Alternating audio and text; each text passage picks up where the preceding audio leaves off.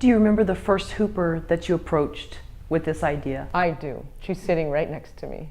And what happened? So I had heard her. Anna is very humble about this, but she's credited a lot for starting the hoop dance movement. There are lots of people that do lots of different things with hooping. Anna took this thing that people were doing a lot around their waist and with great pleasure at concerts and turned it a lot into a performance art.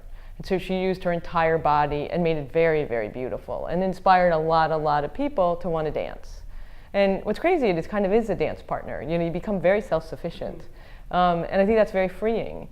And when people started seeing what Anna was doing, they went off and did their own thing with it. And that's partly what the movie story is. A girl that takes it to the inner city and really builds up self-esteem with kids and makes them feel singular and special and, you know, keeps them off the street. It's inexpensive. You can get really good at it. Kids are really amazing at it. Yeah, they're in their bodies. And so Tisha credits Anna because she saw Anna hooping somewhere. And everyone did their own thing with it. There's a woman from South Africa who had lived in the States for a while. She had been sexually abused and came here to sort of recover, and she's an actress, and she found herself by being in a troupe with Anna, and she lights them on fire and really sees it as a healing tool and has worked with other kids in South Africa. It helps you get back in your body because it's a very safe way to re-enter it. Actually, Sass has a really great way of telling that story of how she started hooping, because we were at a desert music festival and I saw her from across the dance floor picking up the hoop, dropping it, picking it up, dropping it, but I had seen her dance earlier and so I knew that she would connect into it because she was a great dancer.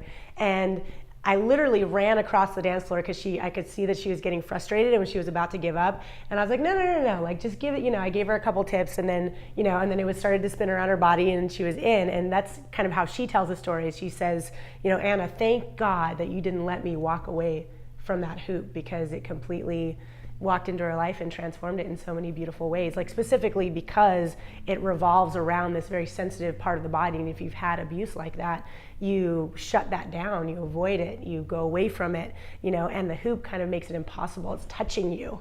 You know, you have to have feedback, you have to be in action with it. And so it awakens a lot of healing specifically for that. It attracts a lot of women that need that kind of healing without even them thinking about it. It's very unconscious.